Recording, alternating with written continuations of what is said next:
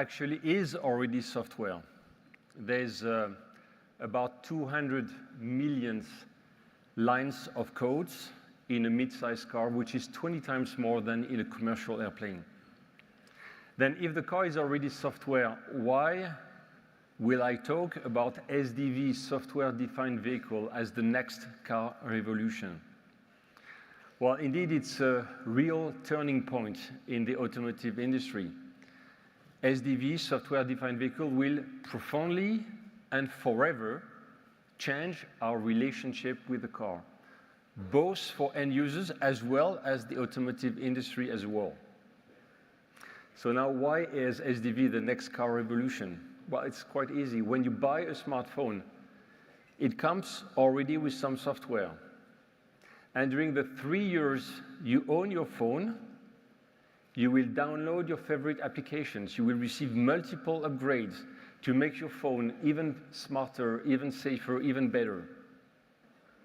Well, a car does not last 3 years, but 15 years. And during those 15 years, it does not change.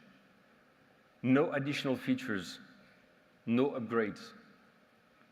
Until now, the car, as we know it today, remains the same throughout its entire lifetime.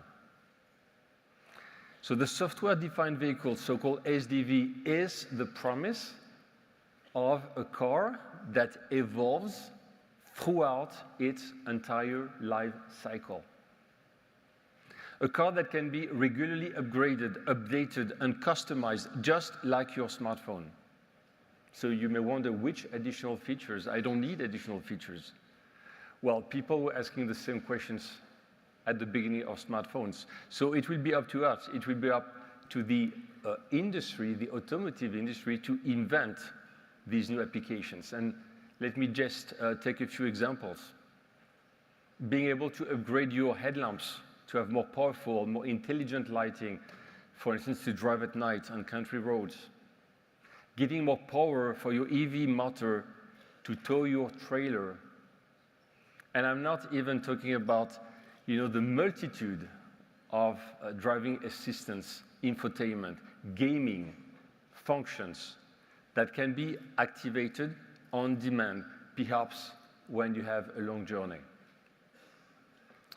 So the SDV architecture is not only good for end customers, it's good as well for automakers, because they will add new revenue streams on top of new vehicle sales. And SDV creates a completely new business for OEMs, because OEMs will be able not only to sell their car, but to perceive recurring revenues on top of the sale of the car. And it will be done through subscription, for instance, similar to Netflix, similar to Spotify. So after video on demand, we will now have in-vehicles features on demand, and that's great news.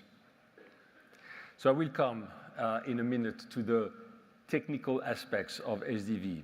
But let me say first that it forces the different players of our industry to cooperate more. Of course, the usual players, the OEMs, the tier ones, tier two, tier three, tier Ns, but also new players beyond automotive, as part of the expertise which is currently lying outside of the automotive industry.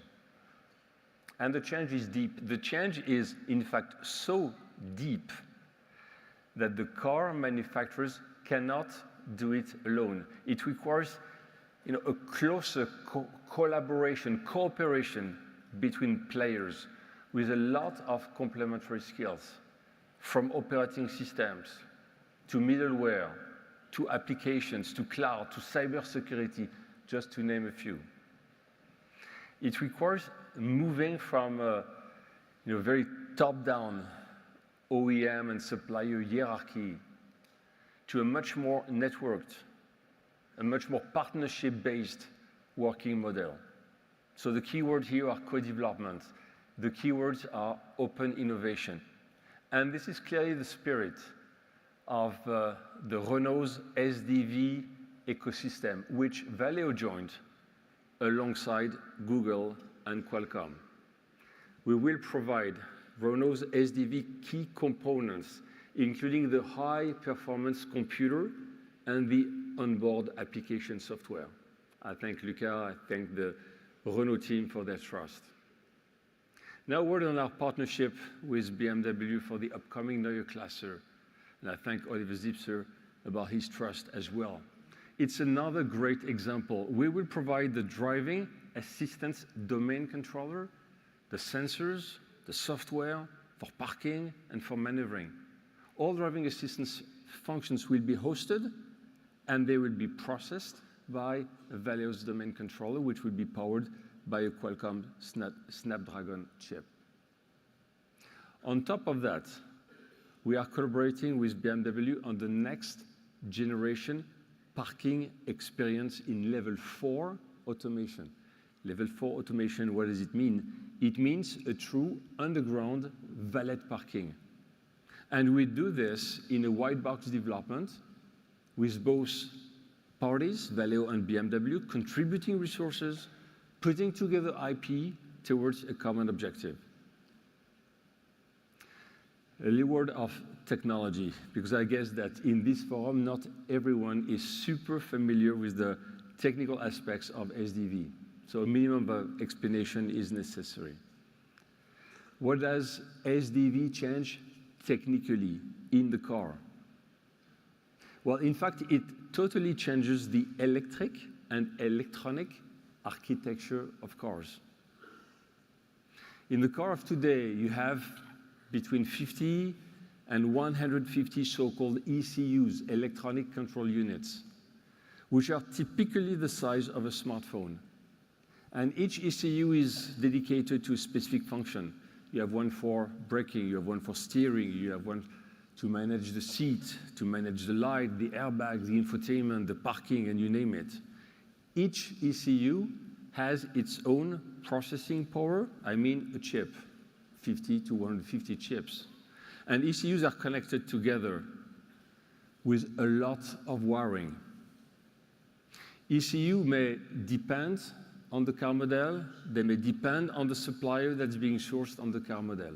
And getting those 50 to 150 ECUs to work together has become a nightmare. It has become so complex that bringing a car model to start of production has become an increasingly bigger challenge for our industry. And on top of that, making a change is getting extremely difficult because you need to manage and you need to test as many configurations as you have models and sourcing decisions. So the SDV starts from a white sheet of paper, no legacy, starting from scratch. And it gets inspired by the smartphone and the laptop technology and architecture. One or a few large controllers instead of 50 to 150 ECUs. Each of them the size of a laptop, potentially water-cooled. The processing power is concentrated on a few extremely powerful SoCs and much less wiring. And the end of the road, ultimately, it can have just one unique central compute in the car. So from 150 ECUs to just one. So with SDV, the architecture is independent from car models and sourcing decisions. It's independent from car production planning. It's in fact a kind of foundation that improves, that upgrades independently from the product plan. The initial effort is being carried over car model after car model instead of the current situation where each car model needs a specific and an intense software effort. So there are true advantages of SDV. We already mentioned upgradability. I already mentioned new revenue streams. But the initial effort, of course, is huge and complex, but it has the promise to reduce development cost after the initial effort is spent.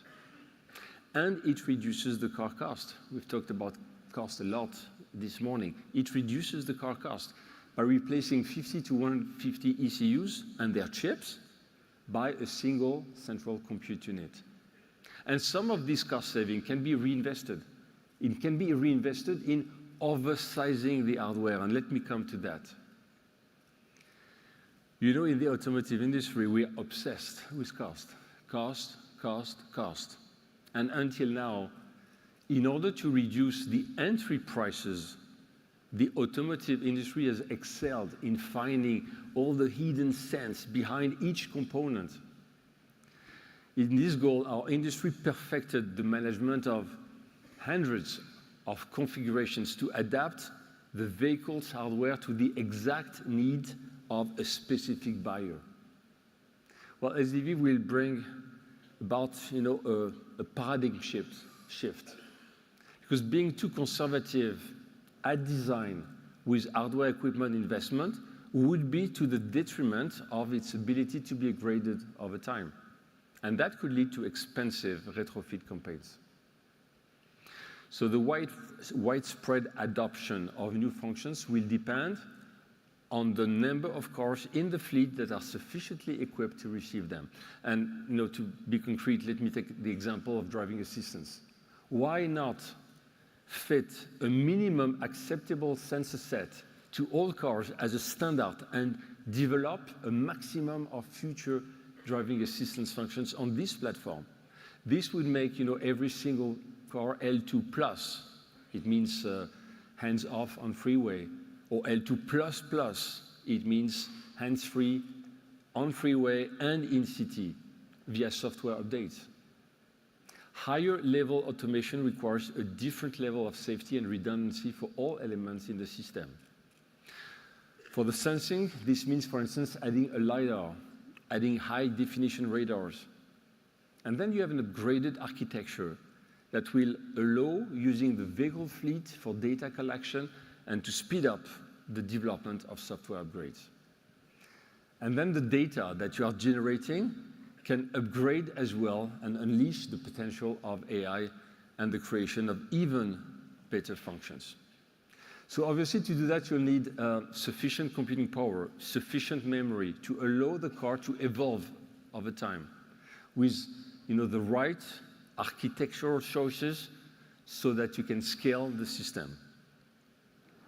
So VALEO is already working on the possibility of adding post-SOP computing power and memory to make the car even more scalable, because scalability is a prerequisite to make sure you can maintain the car, that you can ensure cybersecurity throughout its service life.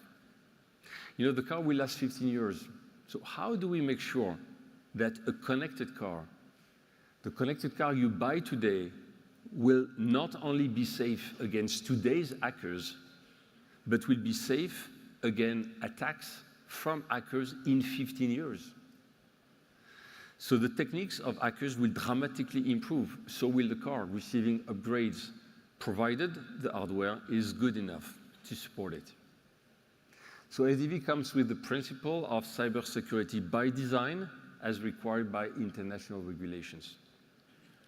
The design, therefore, will include extended headroom for software updates and upgrades with processes that are adapted to a higher pace of modification. So what's VALEO's role in making the SDV revolution happen? Well, SDV is at the heart of our future. 40% of the VALEO 20,000 engineers are software and system engineers. We deliver software in all its forms, embedded in the hardware, as a product, as a service. We deliver computing units. We have multiple projects in cooperation with OEMs to deliver large computers or central compute units. And why have the OEMs trusted us? Because we demonstrated that we can manage very large and complex projects. Because we have cooling expertise to cool just enough the chips that needs to be cooled and consequently save energy and save range on EVs. Because we are in the top 5 of the automotive electronic buyers in the world, and because we know how to cooperate with others, such as Google and Qualcomm on the Renault project. So you can count on our commitment to work towards this goal and to contribute as much as possible to being a major player in the SDV revolution with our high-tech components, our high-performance computing, our full-stack software, our system competence to optimize 30+ years of experience delivering automotive software. So our ambition is clear, to be the benchmark partner of our dear customers, building the SDV with them alongside in dynamic ecosystems. So we're extremely fortunate to living this opportunity and providing better cars. Thank you for your listening. Merci Christophe.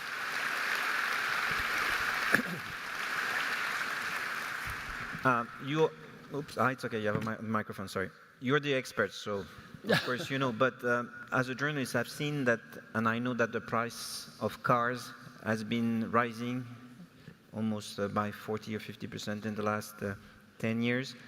I see that the price of smartphones is also going up. If you want the new iPhone, it's more and more expensive. So how can you be so sure that if tomorrow's cars are even more intelligent, they will not be much more expensive, and that customers and the middle class that Luca talked about will be able to afford those cars?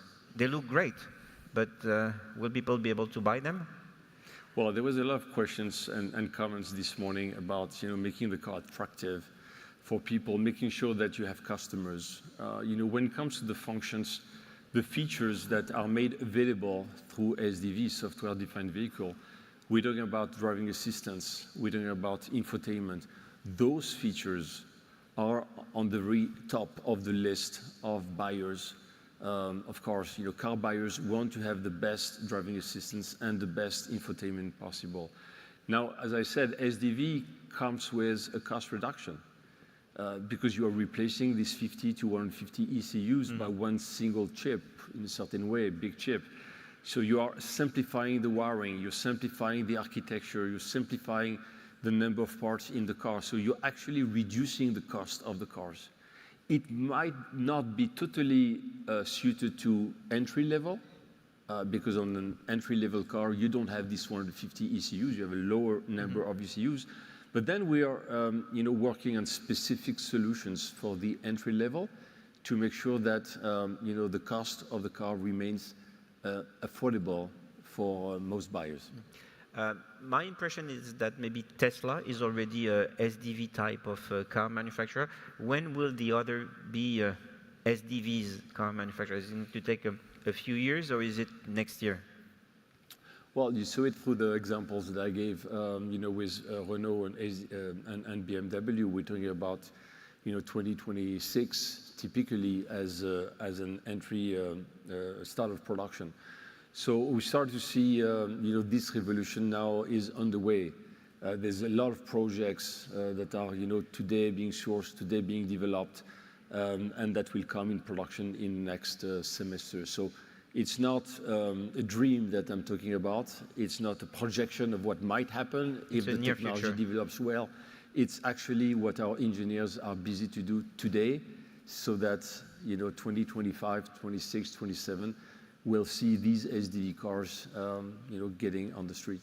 If we talk less about the future, but a little bit more about the present, what is your view maybe on the electrical car market in Europe? Do you think that it has reached a plateau and that it's a very tough time ahead of us? Or do you think that it's more like the consumer are taking their breath and it will rebound because the new models are coming and that? Well, it's difficult to say, obviously, because VALEO is not in direct contact, with the buyers at the dealers. We've always said that this transition to electrification was necessary, because at the end of the day, we need to decarbonize the mobility, because at the end of the day, we need to make sure that the CO2 emissions linked to ground transportation, which is 18% of the worldwide CO2 emission, will be eradicated. So it's our responsibility, it's the responsibility of the automotive industry to make it happen. So we always said, we know the end point, but we're going to have a very bumpy road, and it has been said multiple times this morning. So I cannot predict what's going to happen in 2025. I wish I would be able to predict, but we don't know what's going to be the market in 2025. I observe, though, that the BEVs are still growing worldwide. It's about plus 13%, if my memory is correct, on the first 9 months of the world worldwide. Very much in China. It's already 29% of new cars in China in September. It's growing in China, it's growing in Europe. It has decreased 3% in Europe, but I think it's just because it's a bumpy road, and the end point is, in my opinion, quite clear. One last question. I said to Lucas a little bit earlier that there's been a lot of profit warning. The industry is in a difficult time, it seems, especially in Europe or some manufacturers in the US. As a supplier of this industry, we know that when times are tough for the OEMs, they usually put even more pressure on their suppliers. Do you already feel that, or you've been so used now that it's almost normal for you? No, I'm worried. I'm worried by the European industry and the way it's going. You know, at VALEO, we have plants everywhere. We have 35 plants in China. We have 75 plants in Europe. So we know to the cent, I said, you know, the car industry is looking at each cent. Sorry. So we have a very clear view of the cost. And if I look, you know, I take 1st of January 2020, a few days before the COVID, and I take today, end of 2024, 5 years. Over the 5 years, the European competitiveness has been degraded by 25% versus China. Europe has lost 25% competitiveness versus China for a very simple reason. There's been no inflation in China, or very little inflation in China. The cumulated labor inflation in China over the period has been 3%. Well, it has been between 15 and 25% in Europe, plus the energy price, and it was said by Luca, it was said by Luc as well.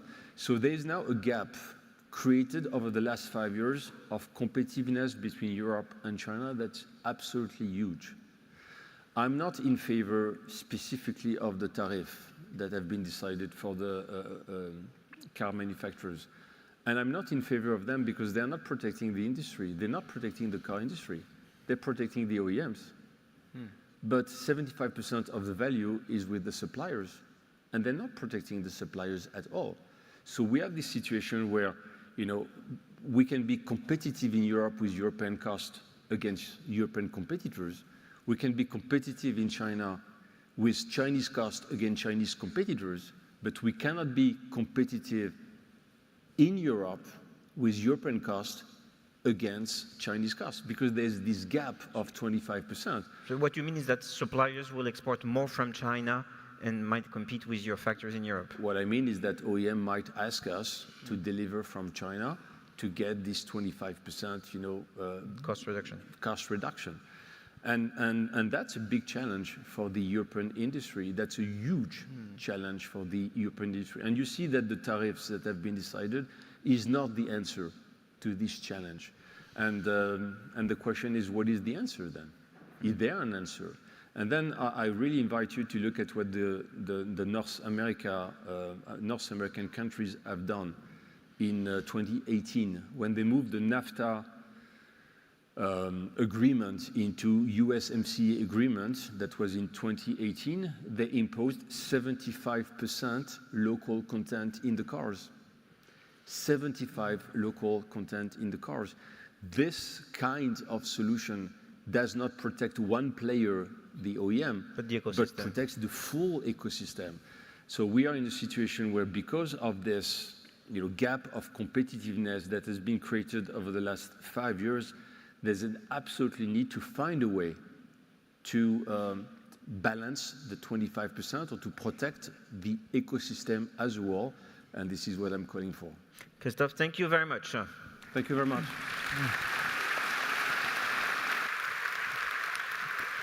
This way. Yep. After this, the different presentation we had, we move now to a second part of our discussion this morning. We have two roundtables, and Christophe has, in a way, introduced the subjects. One will be more about the energy, and the other one more about the technology and software. The first one is Patrick Pouyanné, the CEO of Total. Total Energy, sorry, is going to join me on stage. Patrick.